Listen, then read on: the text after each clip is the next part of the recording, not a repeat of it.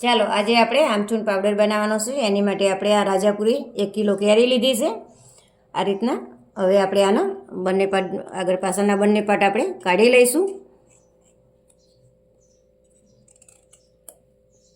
ધોઈ અને આપણે લૂછીને કેરી લઈ લીધી છે. હવે આપણે આની પિલરની મદદથી આપણે આને પહેલાં તો સોલી લઈશું. ચલો હવે આપણે આ રીતે બંને કેરી સોલી લીધી છે. હવે આપણે આને આ રીતે સીણી લેવાની છે. તો આ રીતે આ પિલરની મદદથી આપણે પતલી પતલી એકદમ સીણ પાડી દઈશું.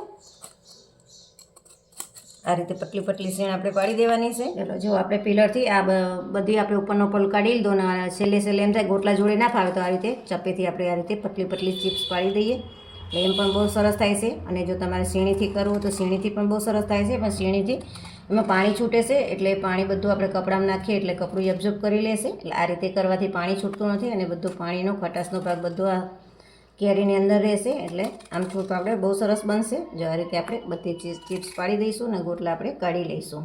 ચાલો હવે આપણે બધી છીણ આ રીતે પાડી દીધી છે. જો એકદમ પતલી છીણ પાડી છે. હું તમને બતાવું. જો હોપટ આંગળી દેખાય એ રીતની આપણે પતલી એકદમ પડી છે બધી છીણ. હવે આપણે આને સુકાવા દઈશું. સારો એવો તડકો હોય તે આપણે આને મૂકી દઈશું સુકાય ત્યાં સુધી. ચાલો હવે આપણે જો આ રીતે કેરી બધી સરસ સુકાઈ ગઈ છે. જો એકદમ સરસ ખખરે છે. આ રીતે જો જે રીતે વેફર સુકાય એ રીતે જ આપણે સરસ સુકાઈ ગઈ છે. જો સરસ ભૂકો થઈ જાય છે. અને આને જેવી તડકેથી લો એવી તરત જ આપણે થોડીક વારમાં દરી દેવાની છે ને. તો આપણને એમને આળસ આવે કે ભાઈ હાલો આજે સુકાઈ જશે કે આજે ટાઈમ નથી તો આપણે કાલે કરીશું. તો એ રીતે કાલે કરશો તો તરત આ વસ્તુમાં તરત હવા લાગી જાય છે. તો આ વસ્તુ આપણે તરત જ દરી લેવાની છે. તો ચાલો આપણે હવે દરી લઈશું. અને જો તમારે આ કેરી જ્યારે સમારી અને બીજી રીતે પણ તમારે કરવું હોય તો કેરી સમારી અને એને ડાયરેક્ટ પીસી અને કોથળીમાં સૂકવીને એમ પણ તમે કરી શકો છો. મને આ રીતે વધારે ગમે છે એટલે હું આ રીતે કરું છું. હવે આપણે આને પીસી લઈશું. જો આપણે આ પીસ્યું એટલે હાવ થોડોક જ પાવડર થઈ ગયો છે. હવે આપણે એમાં આપણે બીજું નાખી અને આપણે આ રીતે પીસીશું. એ રીતે આપણે 2 થી 3 વાર કરીશું એટલે આપણે જાર એ ભરાઈ જાય.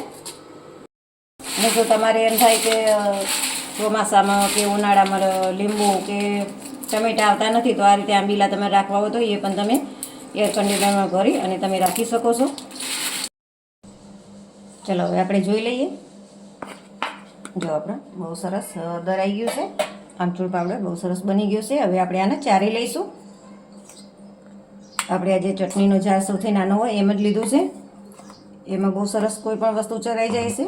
અને બધો જે આંબીલા હતા ને બધા હું આમાં થોડાક કરી નાખી અને બધા એક જ જારમાં દરી લીધા છે.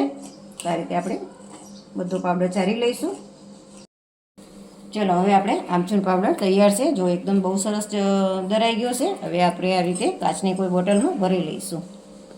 આપણો પાવડર તૈયાર છે. આ રીતે આપણે બરણી ભરી દીધો છે અને એકદમ વ્હાઈટ અને બહુ સરસ બને છે. તમે આ પાવડર દેશી કેરીનો પણ બનાવી શકો છો. આ મેં રાજાપુરી કેરીનો બનાવેલો છે. તો તમને આ વિડીયો ગમ્યો હોય તો લાઈક કરો, શેર કરો અને સબસ્ક્રાઈબ કરવાનું ભૂલતા નહીં.